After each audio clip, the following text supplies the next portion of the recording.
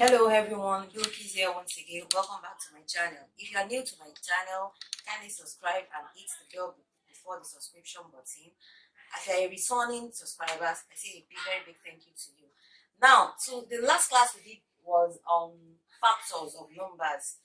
I introduced you to multiples, to factors and all that and stuff like that. So today we are going to be looking at the common factors and the highest common factors. Now, if you are given a set of numbers, we all know based on the last lesson that we did, we know how to find the factors of a particular number. Now, out of the particular numbers that we are, out of the number that we are given, if we find a factor, now I want to look at the common factors. Now, look at this example for instance to buttress what I'm saying. Find the common factor, which is CL, and the HCL, which is the highest common factor of these set of numbers. I'm going to be giving you like 3 or 4 examples or thereabout, but let's start with one actually. Now, this first example is we want to find the common factors and at the same time the highest common factors of 18, 24, and 42.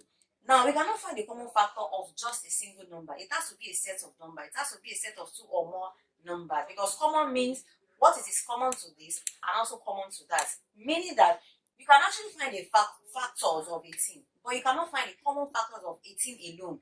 For you to find common factors of a set of numbers, it has to be 2 or more numbers, not a single number. But you can find the factors of a single number. Now, to this example, we want to find the common factors and at the same time the highest common factors. So what we are going to do is this. First of all, we are going to highlight all the factors of these 3 numbers. After that, we look for the common factors that are common to the 3 of them, and then we'll now pick the one that is the highest among the common factors. Now, let's see. Now, before I proceed, for those of you that have not subscribed, I will beseech you to please go ahead right away, click the subscription button, and then you click the bell between the subscription button. You can as well give this video a thumbs up and as well share this video. Thank you so very much once again before I proceed for commenting, for liking, for subscribing as much as possible. So for every class, I would like you to always to reach out to me via the comment section. If there's any particular topic you want more clarity on, you can always reach me via the comment section. All right, let's proceed. Now, I want to find the common factors and the highest common factors of 18, 24, 42 at the same time. One of the best methods I will implore you to be using is this. Write out your 18 equal to, bring out your 24 at the same time, bring out your the last number, which is 42. Now, take note. It could be 2 numbers, it could be 3 as this, it could be 4, depending on the person you are giving, but it will never be 1. You cannot find common factors of a single number. You need to find common factor of 2 or more numbers. Now, to find the common factor and the highest common factors of all these numbers, first we need to find the factors of 18, factors of 24, and at the same time we need to find the factors of 42. Is that taken? Alright, now let's proceed. In finding the factors of 18, usually you might want to start this way. In case, for those of you that may not know the factors offhand like that and start producing it, you might want to think of 18. Oh, 18. What are those 2 numbers that I can multiply together that can give me 18? Quickly, you can just say, oh, go to the corner of your workbook and say 2 times 9.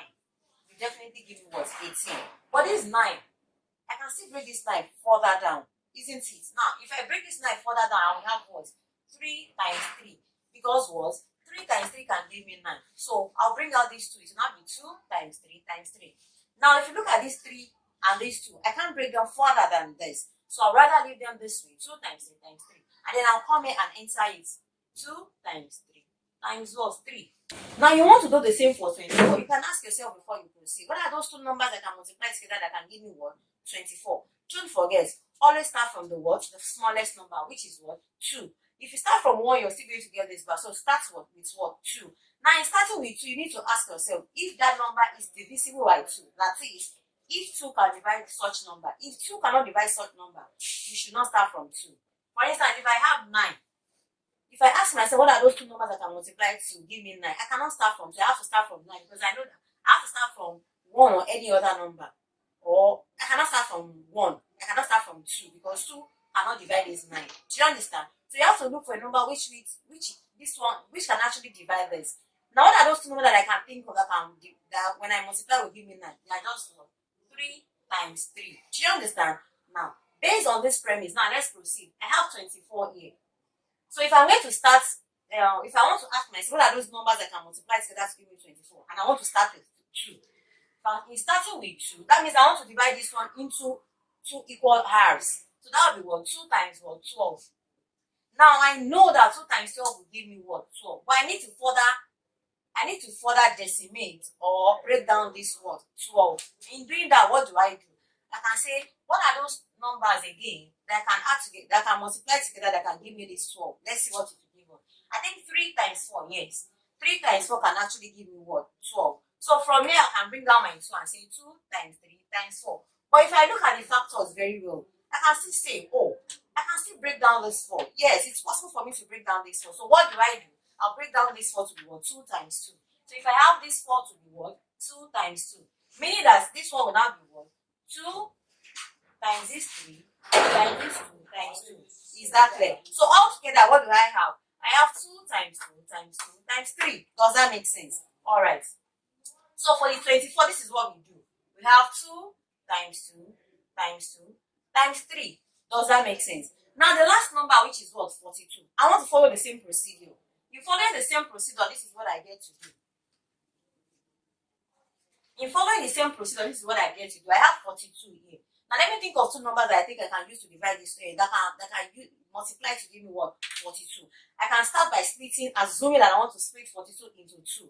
And that will be what? 21. And that is what? 2 times 21. So ordinarily, 2 times 21 is going to give me 42. But I need to further what? Decimate or break down this what? 21. And in doing that, what can I do to, what are those numbers I can multiply to give me 21? They are 3 and 7. So I have 3 times 7 to give me what? 21. Based on that, these two can just what? Come down. So I have what? 2 times 3 times 7. Now I need to look at these factors properly to ask myself, is there any other one I feel I can still break down? No, I can't break down 7. No, because 7 itself is a what? Prime numbers. It has just 2 factors, 1 and itself. So for 42, I have 2 times 3 times what? 7. So I'll come here and write 2 times 3 times 7. Now, the first question is the common factor. Now, what is the common factor of all of this? Common factor means the factor that you can get here, that you get here, that you still what? Get here. Is that taking? Alright. So I have 2 here, I have 2 here, and I have what? 2 here. So I'll bring them out. 2 times. I have 3 here, I have 3 here, I also have 3 here. That means I'll bring out my what? 3. That is what? Common factor. Now all my common factors are what? 2 and 3. Now to the next question, which is the HCL, which is the highest common factor. Now for me to get my highest common factor, what do? I'll look at the 2 factors that these are the 2 factors that I have. So my highest common factor is now going to be what? It's going to be 2 multiplied by what? 3, and that is what? 6. Now let's go over to the next examples to see how we want to go about it. Alright, thank you. Now let's look at example 2 again to find the common factors and the highest common factors of this set of numbers. I have 9, 15 and 24 here, and I want to find the common factors as well as the what? Highest common factor. Now so this is what I do. I'll bring out my 9, my 15, and then my what? 24. So I'm going to use the same method that we used the other time by first of all asking ourselves, what are those 2 more numbers that we think we can use to we can multiply together to arrive at 9? So if I have 9, what are those 2 numbers you think I can multiply that will give me 9? I think they are 3 times 3. 3 times 3 will give me what? 9. So I need to ask myself, can I further break down 3 and 3? No. So that means if I cannot further break them down, I'll come here and just put my 3 times 3. Now the next one I have there is 50. What are those 2 numbers that can be multiplied to give me what? 15. I think they are just 3 and what? 5. I cannot further break down 3, just like I cannot further break down 5. I know some of you might want to say, oh, but 5, 1 times 5 can actually be multiplied together to give me 5. If you use 1 times 5 or 1 times anything, you still arrive back at this. Does that make sense? Alright. So how about 24? What are those numbers we can use to multiply? What are the products of 24, so to speak? So for 24, 3 times 8 will do the magic for 24. 3 times 8 will definitely do the magic for 24. So if I look at this 3 and this 8, is there any other one I can further decimate? Is there any one I can further break down? Yes, I can further break down what? This 8. Now in breaking down this 8, what do I have? I have 2 times 4. And then I'll bring down my 3 from here. 3 times. Now I have 3, 2, and 4. Is there any other one I can further break down? Yes, which is what? 4. 4 can still be broken down to what? 2 times 2. And that is what? If my 4 will now come down to the what? 2 times 2. Then I'll bring out this 3 times 2 to join it. Now the 3 times 2. Now if I want to rearrange, I will now say 2 times 2 times 2 times what? 3. And that is what? 2 times 2 times 2. Because I have 2 into 3 places there. Times what? This 3. Now, to find the common factors of all of this, if I want to find the common factors of all of this number, what do? I just need to pick out the factors that are what?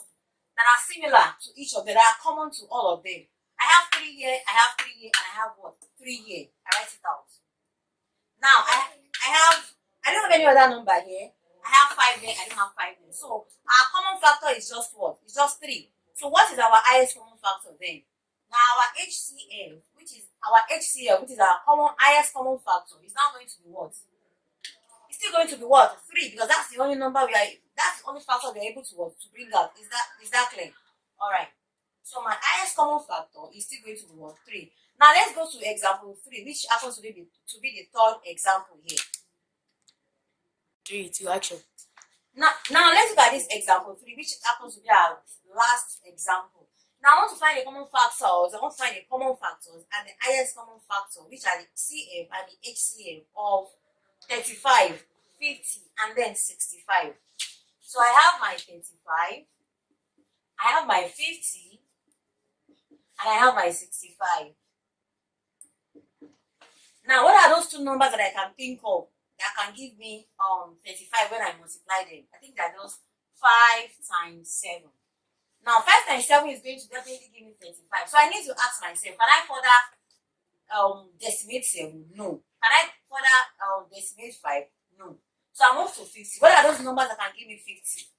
5 times 10 will surely what? Give me 50. But this 10, I can still further break down this 10. Let's see how to break it down. Now this 10, I can further break it down by saying 2 multiplied by what? 5. 2 multiplied by 5 will give me 10. And then I'll bring this to join it. And that becomes 5 times all of this. Now when I look at all these factors together, is there anyone I can further decimate? No. So if I cannot further break it down, so I have to transfer them to this side. And that is what? 2 times 5 times 5. Now when you're writing your factors here, always try and arrange it from the lowest to the biggest. Now I have 65. What are those numbers what are the products of 65 basically? So if I look at this one now, 5 will divide this 1, 53. So that means 3. So for 65, 13 times 5 will do the magic for what? For 65. So if you look at 13 is a prime factor. So that means I cannot further what? Break it down. So also 5, there's nothing I can use to further break down 5. So I have to leave it the way it is, which is what? 5 times 13. 5 times 13. Now my common factor and my highest common factor. Now my common factors among all of this is now going to be what? Now I have 5 and 7 here. I have 2 and 5 here. I have 5 and 13 here. So what do you think my common factors is? That means I have 5 here, I have 5, and I have 5. So definitely my common factor is now what? It's 5. Now let's check to see if we have another common factor. Now I've taken 5 out of this, I have just 7 left here. Is 7 here? No. Is 7 here? No. So the only common factor that I have in the 3 of them, the only factor that is common to the 3 of them is basically just what? 5. So from this common factor, we are going to know what our highest common factor is going to be. Based on that, my highest common factor, since I have just 5 here, so that means my highest common factor is just what? 5. Alright, thank you everybody. Thank you for watching today's video. The next lesson promises to be more educating and enlightening. So I will advise you to please subscribe to this channel if you haven't. And you can reach me via the comment section if you actually get this concept right or not. So I will advise you to work on various examples as possible. And then reach out to me via the comment section to let me know if you find it interesting, if you find it easy to compute or to work. You can leave a message for me on the comment section. So please, I thank you so much for subscribing, for liking, and for commenting. So please keep up the support, and I'll see you in the next class.